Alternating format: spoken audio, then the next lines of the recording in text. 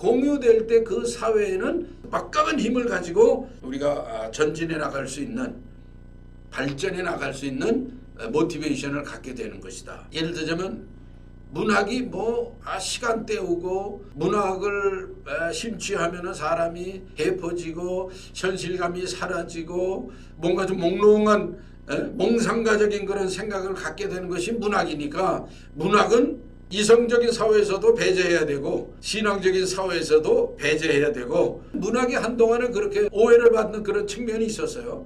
그러나 사실은 오늘 제가 말씀드리는 것처럼 상상력이 결여된다면 사회적으로도 정치적으로도 흔들리고 경제적으로도 흔들리고 문화적으로도 흔들리는 그러한 현상을 맞이할 수가 있습니다. 그러니까 상상력이 제대로 우리의 공동 집단 지성이라는 용어도 있습니다. 그런 것처럼 집단의 상상력이 정말로 건강하게 아름답게 잘 형성이 돼서 그 사회에 공유된다면 그 사회는 여러 면에서 아름다운 사회가 된다. 자, 그렇다면은 이제 우리는 이 상상력을 이제 문학의 세계로 다시 가져오다 보면 문학은 상상력이 없이는 이루어지지 않는다는 것을 아실 수가 있습니다. 예를 들자면 가장 간단하게 저자가 소설을 쓰고 시를 쓴다. 그거를 독자가 읽지 않습니까? 그러면 저자가 쓴 것은 그냥 종이에 인쇄가 돼서 독자의 눈에 보일 때는 그냥 글자죠. 그런데 그 글자는 읽기 전에는 죽어있는 글자와 같습니다. 활동하지 못하는 글자예요. 그런데 이 글자를 독자가 읽고 머릿속에서 움직이고 그것이 살아서 주인공이 나타나고 행동이 있고 이렇게 하면서 독자의 머릿속에, 독자의 마음속에 영상이 그려지고 그 영상이 재생이 되면서 작가가 하려고 하는 그 이야기, 원래의 그 뜻, 원래의 그 마음이 전해지는 거죠. 그러면 그것을 연결하는 것은 무엇입니까? 그냥 단지 글자일까요? 단지 내가 10,000원 주고 20,000원 주고 산 그 책일까요? 아니죠. 바로 상상력이라는 겁니다. 그러니까 작가의 상상력이 글을 통해서, 독서 행위를 통해서 독자에 들어오고 그것이 다시 살아나서 마음을 움직이고 영혼을 움직이고 나의 삶에 뭔가 감동이 있어서 눈물이 나고 하하하하 웃게 되고, 맞아, 이 주인공의 이 삶은 어쩌면 나의 삶인 것 같아. 그래서 그 감동이라고 하는 게 그거 아닙니까?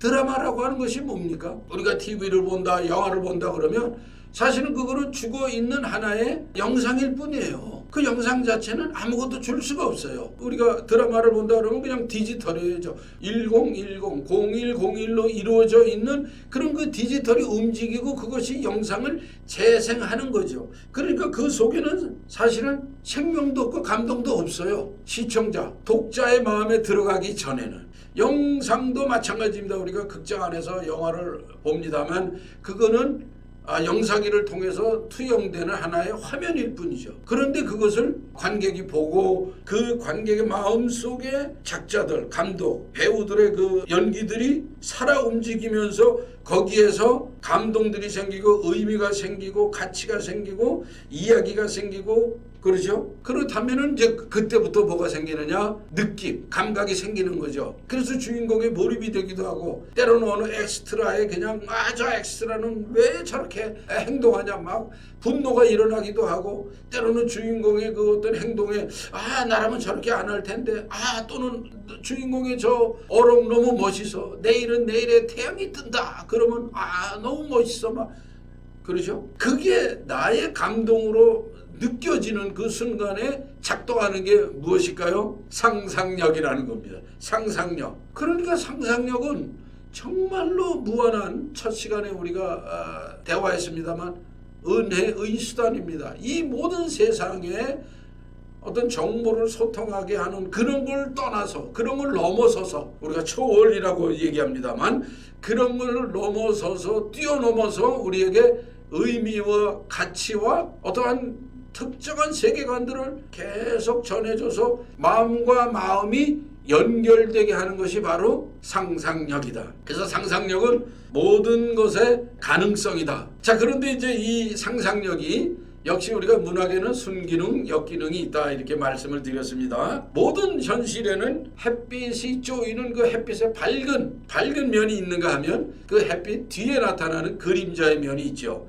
그래서 우리는 어떤 현상을 볼 때 순기능적인가 그 다음에 역기능적인가를 살펴볼 필요가 있습니다. 어떤 사람이 어떠한 현상을 계속 순기능적인 것으로만 생각을 한다면 나는 이게 좋아, 나는 이게 좋아, 나는 이게 없이는 못 살아 그러면 중독이 돼버릴 수가 있죠. 그러면 중독이 돼버리면 그거는 역기능이 되는 겁니다. 그러니까 우리가 어떤 사물이라든가 그 다음에 현상을 바라볼 때 순기능적인 것과 역기능적인 것 양면성을 바라볼 수 있는 그러한 시각을 가져야 되는 것은 굉장히 중요한 거죠. 그래야 우리는 편견에 떨어지지 아니하고 흔히 고집 중에서 몹쓸 고집을 뭐라 그러나요? 똥고집이다 그러죠.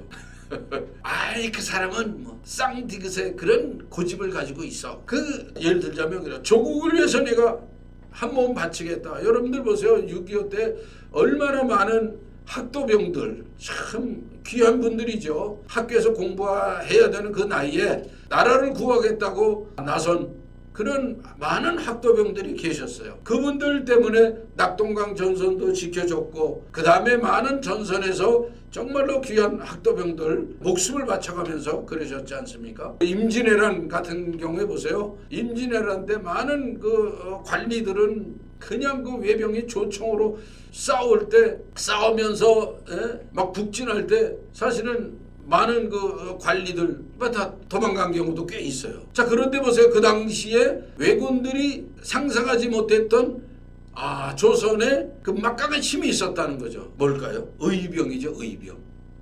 아니 삽질을 하던 농민들이 곡괭이로 농사하던 농민들이 소나 돼지 키우던 농민들이 그저 나라를 살리겠다고 백성을 살리겠다고 나왔던 그 의병들 그 전국 각지에서 일어난 의병들로 인해서 왜군들은 사실 나중에는 이 조선이라는 나라가 정말로 뭔가 저력 있는 나라다. 결국에는 이순신 장군과 같은 그런 명장도 계시고 또 많은 장수들이 계셔서 막아냈습니다. 많은 그 가운데 의병의 역할을 우리가 잊어서는 안 되겠습니다. 자 그렇다면은 그러한 분들이 가졌던 나라는 어떻게 존재해야 되는가? 백성은 어떻게 존재해야 되는가? 그 다음에 우리 가족은 어떻게 존재해야 되는가? 그 아름다운 모습을 생각할 때 지금 이거는 올바른 현실이 아니다는 거죠. 그래서 전선으로 뛰어나오고 총칼을 들지 아니할 수 없었던 그 안에 내재해 있었던 게 뭐냐면 바로 상상력이라고 하는 겁니다. 자 우리는 어떤 이 문학의 양면성을 봐야 되는 것처럼 이제 상상력의 또 양면성을 봐야 됩니다. 지금까지 제가 굉장히 상상력에 순기능적이고 정말 좋은 면을 많이 말씀을 드렸습니다. 그런데 모던에서 포스트 모던으로 오는 이 사회 속에 근대에서 지금 현대 사회로 넘어오고 지금은 이제 포스트 모던의 시대로 들어가서 새로운 우리가 생각할 수도 없는 4차 혁명의 시대, AI의 시대 모든 사물과 인간의 삶, 인간의 행동과 인지 능력이 다 연결되는 이러한 그 시대를 당하여서 과연 상상력이 어떻게 지금까지 왔는가 하는 것을 말씀을 드리고 문학과 상상력의 이 뗄래야 뗄 수 없는 마치 사람에게 있어서 호흡이 끊어지면 삶이 끝나는 거 아니겠습니까? 그것처럼 문학에 있어서 상상력이 없다 그러면 그 문학은 존재하지가 않죠.